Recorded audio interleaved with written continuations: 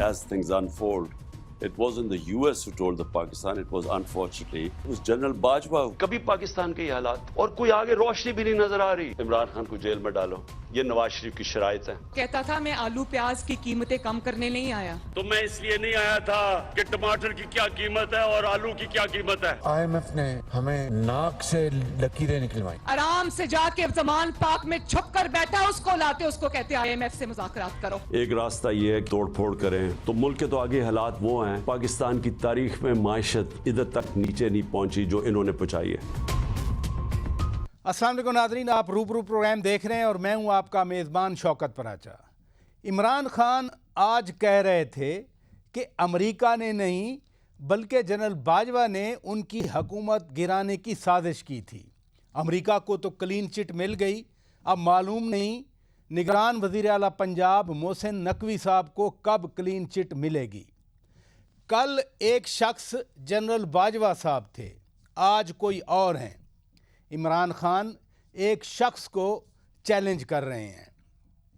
असल चैलेंजेस तो पाकिस्तान की गिरती मईशत, लड़खड़ाती सियासत और बिगड़ती सिक्योरिटी की सूरत हाल है। तमाम स्टेक होल्डर से अब पूछा जाना चाहिए कि 22 करोड़ पाकिस्तानी लोगों के लिए अब क्या हुक्म है। आज के इस प्रोग्राम में हमारे रूबरू होंगे प्रोग्राम के पहले हिस्से में साबिक FBR चेयरमैन शब्बर जैदी साहब और उनके साथ होंगे नामवर तजियाकार जनाब नज़ीर लगारी साहब, और प्रोग्राम के आखिरी हिस्से में हमारे रूबरू होंगे साबिक वज़ीर दिफा सेक्रेटरी दिफा लेफ्टिनेंट जनरल नईम खालिद लोधी साहब। नाजरीन, प्रोग्राम का आगाज़ करते हैं। शब्बर जैदी साहब, मुल्क में 34% महंगाई हो चुकी, IMF की अभी और भी शराइत पूरी होंगी, तो अवाम के लिए क्या बचेगा फिर? देखिए, बात ये रजा साहब कि हमें अवाम को सही सूरत हाल बता देनी चाहिए जी। IMF की शराइत जो हैं वो ये कह रही हैं कि आप अपना फिस्कल डेफिसिट पूरा करें। तो पाकिस्तान जिस हालत में चला गया है इसमें गवर्नमेंट के पास कोई सलूशन नहीं है और अनफॉर्चुनेटली गवर्नमेंट सलूशन की तरफ जाना नहीं चाहती, क्योंकि उनका ये ख्याल है कि अगर हम वो सलूशन की तरफ जाएंगे तो हमारा पॉलिटिकल बहुत बड़ा बैकलैश आएगा। मैं मिसाल देता हूँ, इस वक्त सलूशन ये है कि आप इकोनॉमिक एक्टिविटी को जो अनयूजलेस है उसे खत्म करें। फॉर एग्जांपल, बाजारों को जल्दी बंद करें, मगर ये नहीं करना चाहते। वो समझते हैं कि इससे बहुत बड़ा बैकलैश आएगा। फॉर एग्जांपल, सलूशन ये है कि आप ट्रांसपोर्ट की या लग्जरी कार की बंद करें अवेलेबिलिटी सड़कों पे 3-4 दिन तक। ये वो नहीं कर सकते क्योंकि आवाम ये कहेगी और अपोजिशन ये कहेगी, देखे जी इन्होंने पाकिस्तान बंद कर दिया, लोगों से पेट्रोल बंद कर दिया। तो इसका पाकिस्तान एक ऐसे दोराहे पर खड़ा है जहां पर पाकिस्तान की जरूरियात कुछ और हैं और हुकूमत की जरूरियात कुछ और हैं। इसलिए मैं बार बार कहता हूं कि शायद इस मजबूरी में कोई ऐसा सेटअप नहीं आ जाए जो गैर सियासी हो और ये बड़ी पाकिस्तान की बदकिस्मती होगी, अच्छी होगी या बुरी होगी। ये एक दोनों के वफादात का, पाकिस्तान के वफादात का और सियासी पार्टियों के वफादात का टकराव हो गया इस वक्त। अभी तो टेक्निकली डिफ़ॉल्ट नहीं हुआ, लेकिन आप जैसे फरमा रहे हैं कि हुकूमत करना नहीं चाह रही या बाअमर सियासी मजबूरी कर नहीं सकती, तो डिफ़ॉल्ट हो गया तो फिर क्या होगा? देखिए मेरी बात सुने प्रति साहब, ये जो बार बार डिफॉल्ट हो गया तो क्या होगा, ये कल भी मैंने एक बात सेमिनार में एक बात की थी कि मुल्कों के लिए डिफॉल्ट जो है वो मौत नहीं है, डिफॉल्ट एक बीमारी है। तो मैं ये समझता हूं कि आज भी हम डिफॉल्ट की शक्ल में ही हैं। डिफॉल्ट की शक्ल में सिर्फ फर्क इतना है, आज वो तमाम चीजें जो डिफॉल्ट के बाद होनी चाहिए, मैं मिसाल देता हूं, करेंसी का एकदम गिरना, महंगाई का एकदम ज्यादा होना और कोई ऐसी चीज सामने नहीं आना जिससे हम अपनी चीजें LCO का रोकना, ये वो तमाम चीजें हैं जो डिफॉल्ट में होने वाली हैं। सिर्फ फर्क ये है कि पाकिस्तान ने अभी सिर्फ इतना ऐलान नहीं किया कि हम अपनी कर्जों की इंस्टॉलमेंट नहीं दे रहे, बाकी तो तमाम चीजें जो डिफॉल्ट में होने वाली हैं या होंगी, वो तमाम चीजें हो चुकी हैं। यानी डिफॉल्ट आना नहीं है, डिफॉल्ट आ चुका है। नज़ीर लगारी साहब, IMF के साथ मुआहदा यकीनन इमरान खान ने किया था और मौजूदा इत्तेहादी हुकूमत उसकी सियासी कीमत चुका रही है, लेकिन इत्तेहादी हुकूमत भी तो 80 से ज़्यादा अब इसके काबीना के वज़ीर हो गए। उसके साथ साथ गाड़ियों की इंपोर्ट मौजूदा हुकूमत के दौर में ही बरकरार रही है। परवेज़ इलाही वज़ीर आला थे, 40 से ज़्यादा उन्होंने लग्जरी गाड़ियाँ पंजाब में मंगवा लीं। तो ये हमारे अखराजात कम होकर अवाम की तरफ उनका सरमाए का, पैसे का रुख क्यों नहीं मुड़ रहा?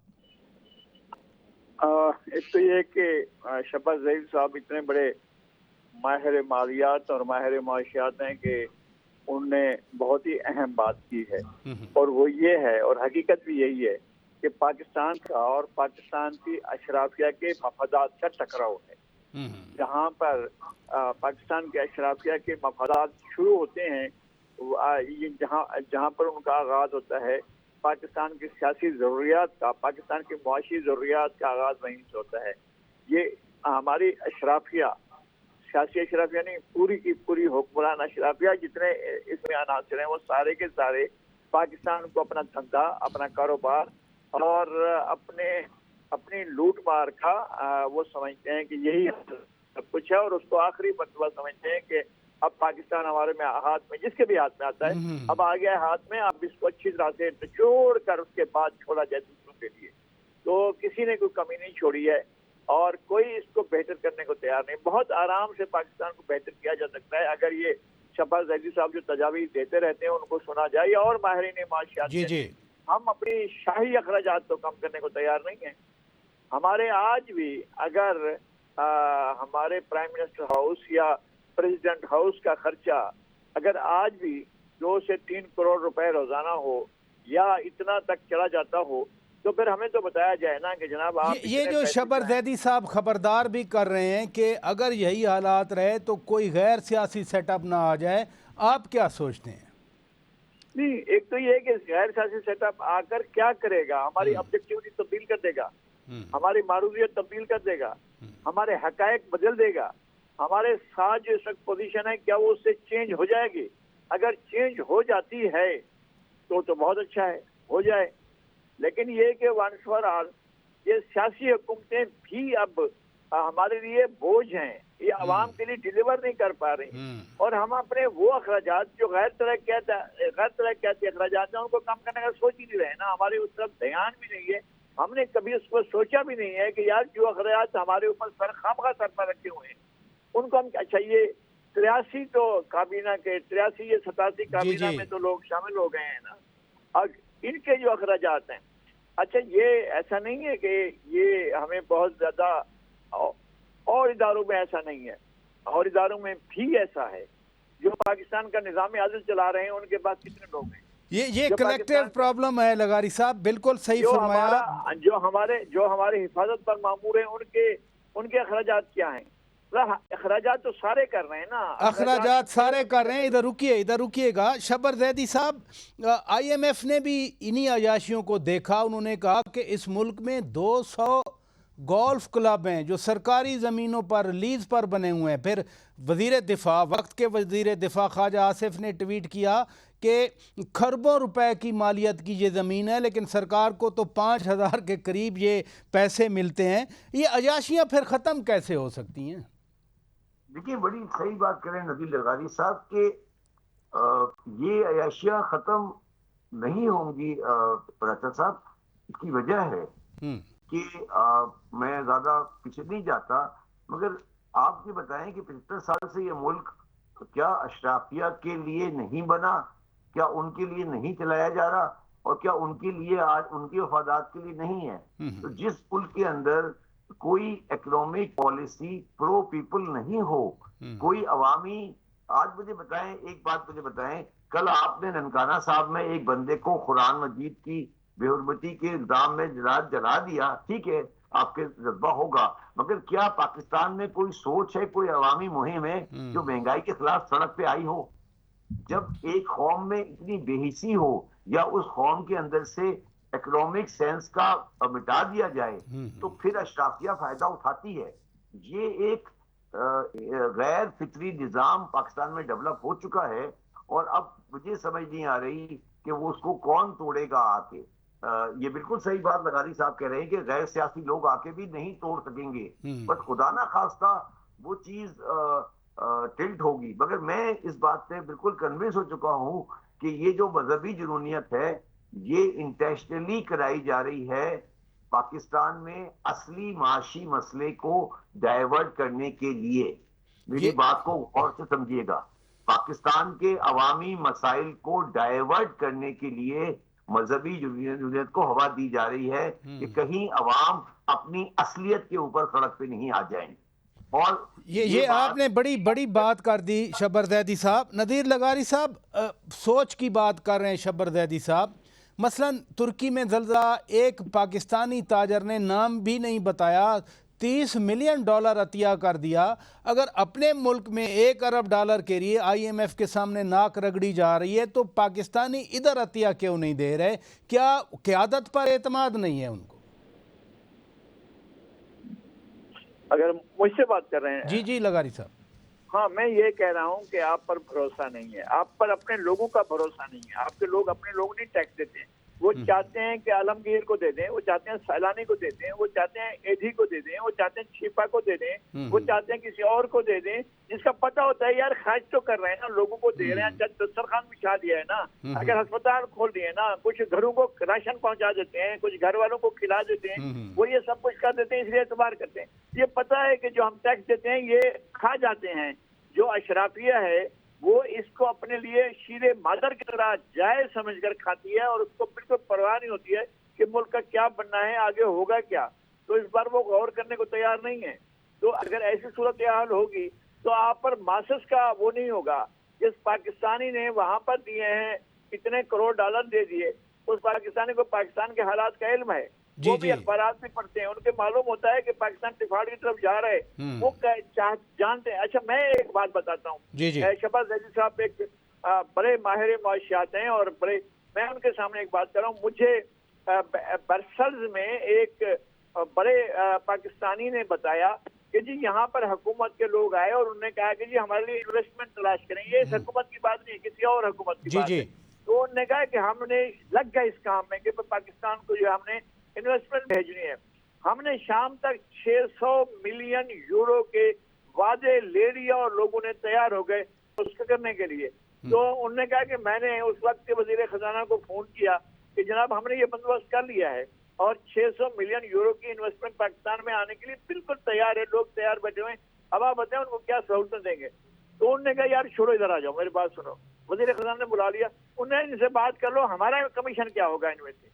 फॉरेनर इन्वेस्टमेंट वाले लगारी साहब, आपने जो बात की कि एतमाद का फुकदान है, ये सबसे बड़ी बात है। नाजरीन ब्रेक लेते हैं, ब्रेक के बाद जब वापस आएंगे शब्बर जैदी साहब और नदीर लगारी साहब से अपनी गुफ्तगू को आगे बढ़ाएंगे। वर्ल्ड बैंक की रिपोर्ट ने कहा है कि यहाँ रियल एस्टेट ही प्रॉप अप हो रही है, पैदावारी सनतों को फ़रोग दिया जाए, कैसे होगा मुमकिन? ब्रेक के बाद बात करेंगे।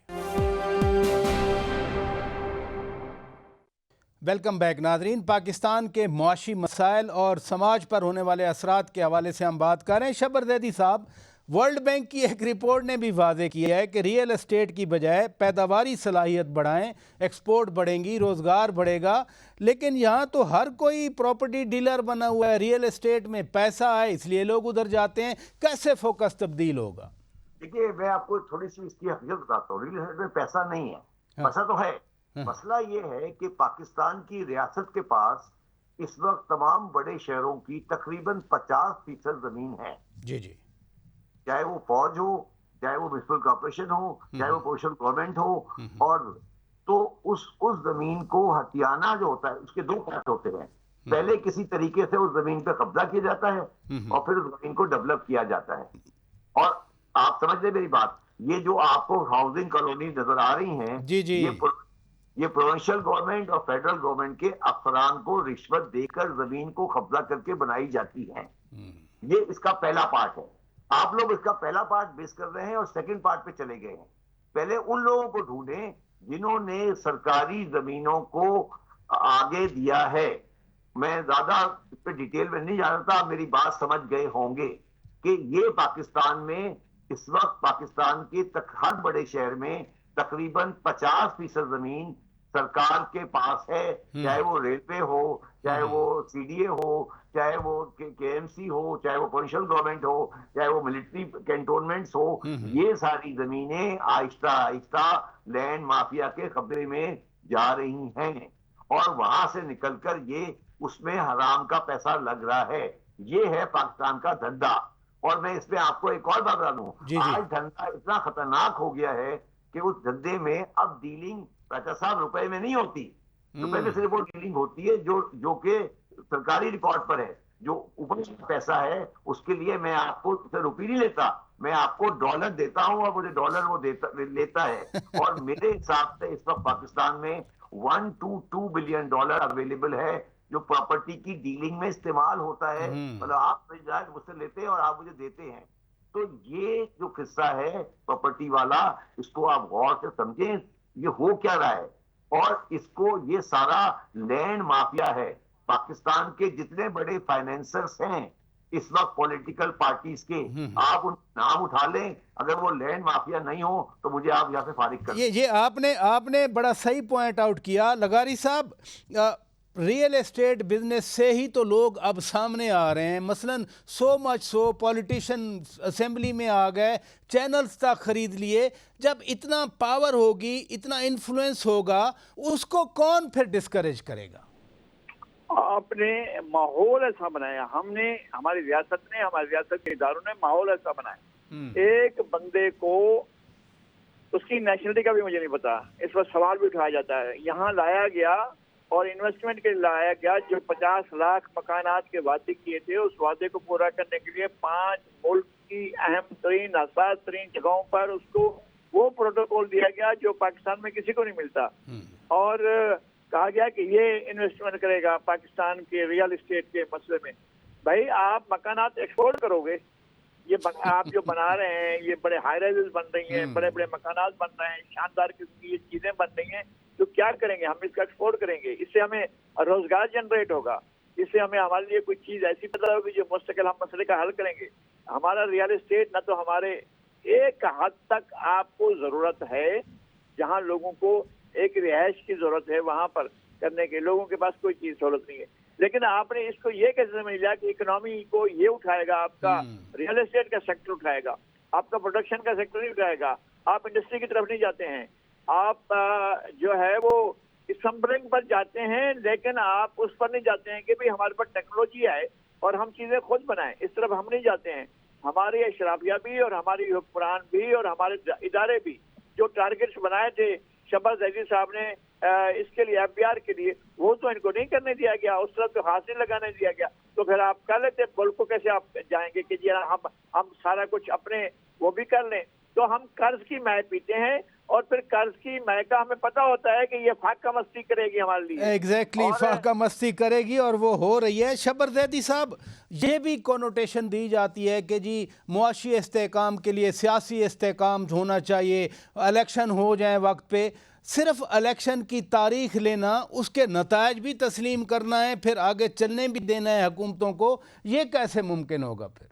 देखिए ये बात तो बिल्कुल हकीकत है कि इलेक्शन अगर होने हैं तो होने हैं, मगर ये बात भी सामने रखनी चाहिए कि इलेक्शन भी माशी मसाइल का हल नहीं है। और मैं आज आपको प्रिडिक्ट करता हूं कि जो भी गवर्नमेंट अगली इलेक्शन जीत कर आएगी, मुझे उसका टेन्योर या उसकी मुद्दत बहुत कम नजर आ रही है, क्योंकि माशी मसाइल का जो थपेड़ा है वो बहुत स्ट्रांग है और मजबूत से मजबूत गवर्नमेंट को भी गिरा देगा। तो आगे जो मैं सिर्फ ये अर्ज करना चाहता हूं कि पाकिस्तान के हालात, माशी हालात, में लोगों को डिस्करेज नहीं करना चाहता, मगर पाकिस्तान के माशी हालात मुझे निहायत खराब नजर आ रहे हैं, इलेक्शन या नो इलेक्शन या इलेक्शन की डेफरमेंट भी। अब सिर्फ सवाल ये है कि क्या, बिल्कुल सही बात लगारी साहब कह रहे हैं, क्या पाकिस्तान की अशराफिया और पाकिस्तान की जो लोग रेलिवेंट हैं, क्या उन्होंने ये फैसला किया है कि पाकिस्तान को सही करना है? मेरा ख्याल है उन्होंने अभी तक नहीं किया है और वो ये समझ रहे हैं कि ये कोई मामूली सा झटका है, इससे हम गुजर जाएंगे। मगर मैं आज आपको प्रिडिक्ट कर रहा हूं कि ये मामूली झटका नहीं है, इसमें बड़े बड़े बुत गिर जाएंगे। लगारी साहब, होता यही है कि जब मसाइल का शिकार हो कोई मुल्क हो तो वो लोग आपस में मिलकर बैठते हैं, जिन खतरात का शब्बर ज़ैदी साहब इशारा कर रहे हैं। लेकिन यहाँ तो अगर मौजूदा हुकूमत है तो वो सिक्योरिटी ख़तरात के पीछे छुप रही है। इमरान खान है दूसरी सियासी कुव्वत, उनको गम है कि एस्टेब्लिशमेंट ने उनके सर से हाथ क्यों पीछे खींच लिया, और वो भी दहशतगर्दी को भी अब सिक्योरिटी फोर्सेस की नेगलिजेंस का ज़िम्मेदार करार दे रहे हैं। फिर कलेक्टिव विजडम वाली बात कहाँ फिट आएगी? इस मुल्क में कब कलेक्टिव विजडम से मसाइल हल करने के लिए पेशरफ्त होगी? बात यह है कि जिसका काम उसी को साझे, जिनका काम है उसको करने नहीं दिया जा रहा है ना। हमने ये किस लिए सोचा गया था कि अगर हम धांधली करके किसी को जितवाएंगे या हम इलेक्शन मैनिपुलेट करेंगे, इंजीनियर करेंगे, फुलान की हुकूमत बनाएंगे, फुलान पार्टी पर हम छप्पर छांव बन जाएंगे और उस पार्टी को हम किसी भी सूरत में इक़्तिदार में लाएंगे तो हमारे मसाइल हल हो जाएंगे। वो तो नहीं हुए। अब तक जो कुछ हमने देखा है किसी को भी लाया गया। ये नहीं है कि आज हम पीटीआई की बात कर रहे हैं, इन्होंने जब भी जिसको लाए, यानी ये भी हुआ है इस मुल्क के अंदर कि जनाब चौधरी शुजात हुसैन साहब ने बखर से 1.5 लाख के करीब वोट लिया, आज जाकर लड़े कौंसलर के इलेक्शन लड़े। तो आप जब जिसको चाहते हैं जहां से जितवाते हैं, शौकत अली को थरपरकर से 1.5 लाख वोट दिलवाया, फतेह जंग से जीत गए थे। नहीं, इस मुल्क के अंदर ये तमाशा कब चलेगा कि आप इंजीनियरिंग करेंगे हर चीज की, आप कहेंगे कि इलेक्शन भी हम कराएंगे, नतायज भी हम बनाएंगे और लाएंगे भी हम जिसको चाहेंगे लाएंगे, तो फिर किस तरह से काम चलेगा? यकीनन लगारी साहब फैसले करना होंगे और लॉन्ग टर्म उनकी इम्प्लीकेशन भी देखना होगी। बहुत शुक्रिया जनाब नज़ीर लगारी साहब, जनाब सैयद मोहम्मद शब्बर ज़ैदी साहब, आपने वक्त निकाला। नाजरीन ब्रेक लेते हैं, ब्रेक के बाद जब वापस आएंगे ये सवालात फ़ौज के हवाले से भी पूछे जाते हैं। एक तासुर ये दिया जाता है कि फ़ौज ही ज़्यादा बजट ले जाती है, पैसा जो आता है फ़ौज की तरफ आता है। जब सवालात उठ रहे हैं तो फिर ये सवालात भी हम आज के इस शो में पूछेंगे। नाजरीन ब्रेक के बाद हमें ज्वाइन करेंगे साबिक वज़ीर दिफा, सेक्रेटरी दिफा lieutenant general Naeem Khalid Lodhi sahab. Stay with us. Welcome back नाजरीन। इस वक्त हमारे रूबरू हैं साबिक वज़ीर दिफा, सेक्रेटरी दिफा लेफ्टिनेंट जनरल नईम खालिद लोधी साहब। बहुत शुक्रिया जनरल साहब, आपने वक्त दिया।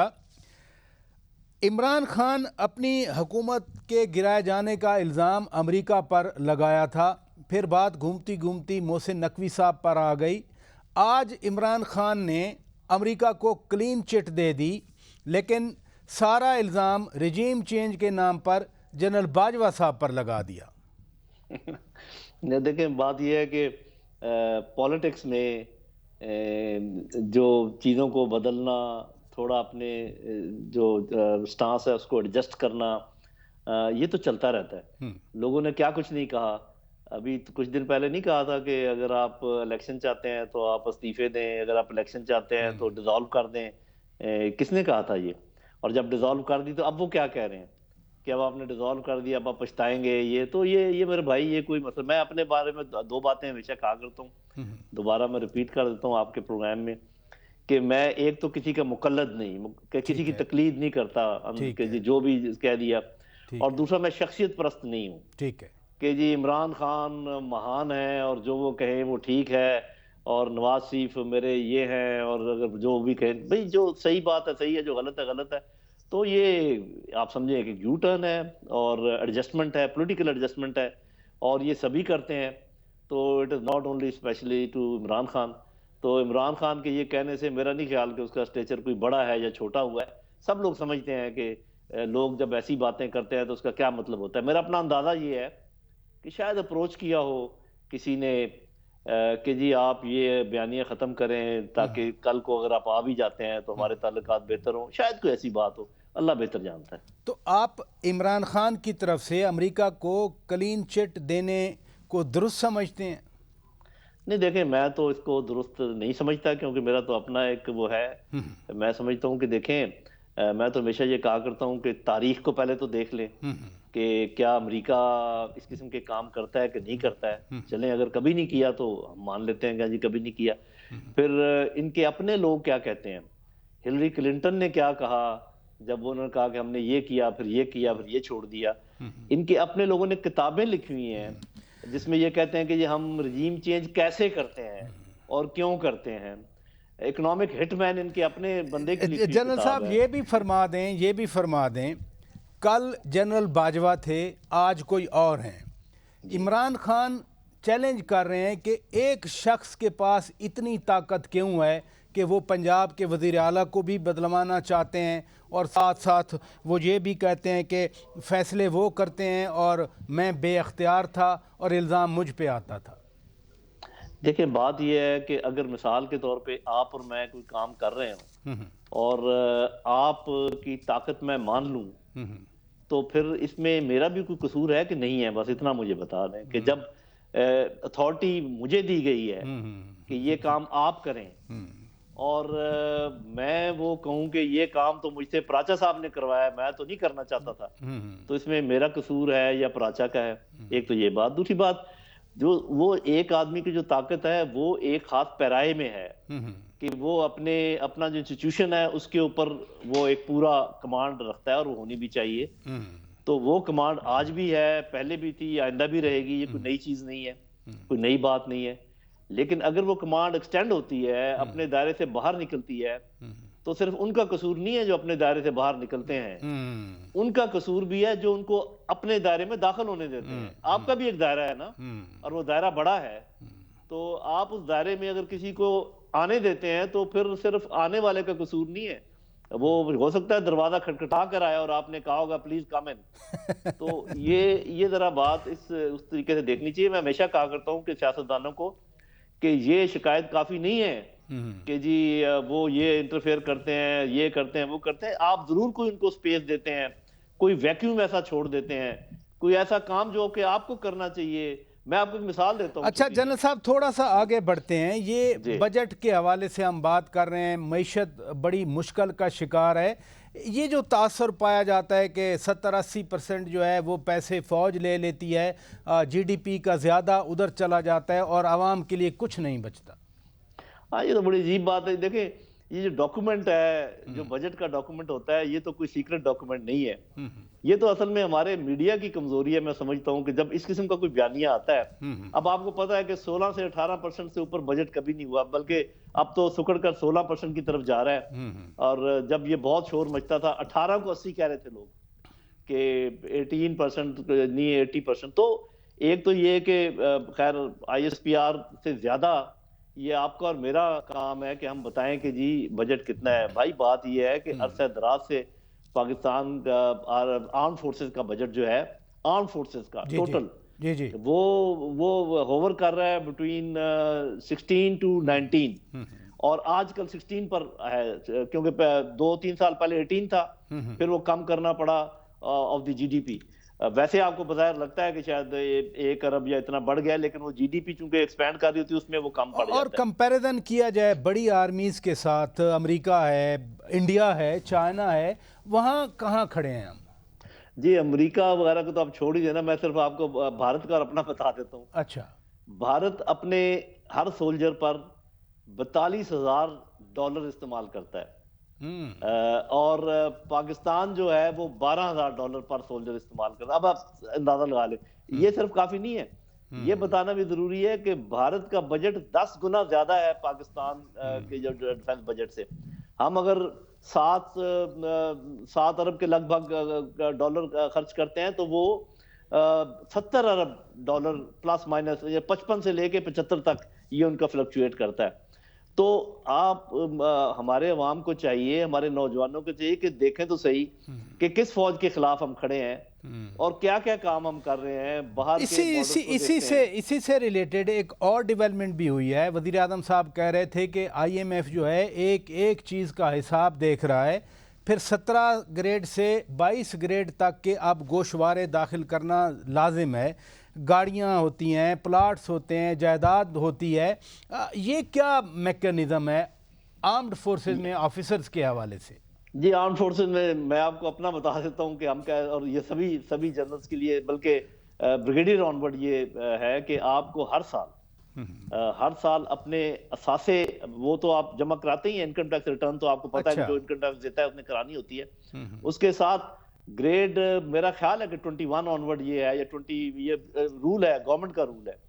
इसमें हम तमाम अपने असासे हर साल जमा कराते हैं। अच्छा। और मैं हैरान हूं इस बात पे कि गवर्नमेंट को ये चीज क्लियर करनी चाहिए बजाय एम्बिग्युइटी पैदा करने के। हाँ। और ये मीडिया को भी चाहिए कि पूछें हम जैसे लोगों से बुला करके, जी ये क्या मामला है। मैं तो कहता हूं कि फौज को आगे बढ़कर कहना चाहिए कि जी हम बिल्कुल हाजिर हैं, आप हमारे असासे भी देखें, आप हमारे ये इनकम आपने रिटर्न बड़ी भी देखें। बड़ी ज़बरदस्त बात की। फौज का बजट हो, फिर पुलिस भी सिक्योरिटी फोर्सेज में है और दीगर लॉ इन्फोर्समेंट एजेंसीज भी हैं, वहाँ बजट की एलोकेशन की क्या पोजीशन है? क्योंकि कानून का नफाज सब की जिम्मेदारी है, दिफा का, सिक्योरिटी मेंटेन करने का। बिल्कुल आप सही कह रहे हैं। मेरा ख्याल है कि अगर आप पूरा हिसाब लगा लें, जो पुलिस का बजट है पाकिस्तान में, वो लगभग, थोड़ा सा कम होगा, वो लगभग आर्मी के बजट के ही बराबर है। पुलिस का तो बजट फौज के बजट के तकरीबन बराबर है, ये फरमा तकरीबन रहे हैं। बराबर है, मतलब ये कि 90% होगा फौज के बजट का, या ऐसे कोई अच्छा। उसमें तखमीना लगाया जा सकता है। ये चीजें चाहिए कि जो इन्वेस्टिगेटिव हमारे लोग हैं मीडिया में, उनको चाहिए कि हकायक जो है वो तो सामने अगर रखें। अगर ये बजट बराबर है तो फिर ये क्यों कहा जाता है कि पुलिस की सलाहियत बढ़ाने की ज़रूरत है, उनको इक्विपमेंट देने की ज़रूरत है, उनको एडवांस करने की ज़रूरत है, अगर बजट बराबर है तो? जी, उसमें एक बात तो ये है कि ये जानकर शायद आपको हैरत हो कि पुलिस की तादाद भी कोई आर्मी से कम नहीं है। अच्छा। और दूसरा, उनके काम की नौयत ऐसी है कि वो बहुत फैले हुए होते हैं।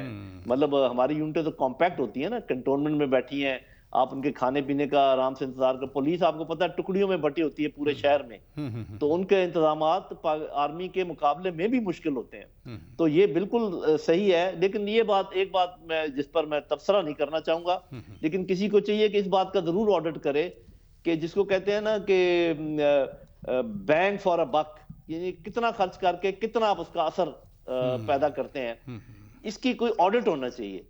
कि फौज, अब जैसे अगर आईएमएफ भी आपको कहे तो आईएमएफ को बस सिर्फ इतना कह दें कि आप बाकी सारी फौजों के मुकाबले में पाकिस्तानी फौज का पर जो सोल्जर बजट है वो देख लें। हमारा तो यार बांग्लादेश से भी कम है, बाकी चीजों को तो छोड़ें आप। तो इंडिया के साथ आपने ऑडिट वाली बड़ी ज़बरदस्त तजवीज़ पेश की जनरल साहब, बहुत शुक्रिया, आपने वक्त दिया। नाजरीन, जनरल साहब के साथ साथ हम शब्बर जैदी साहब और नदीर लगारी साहब का भी शुक्रिया अदा करते हैं।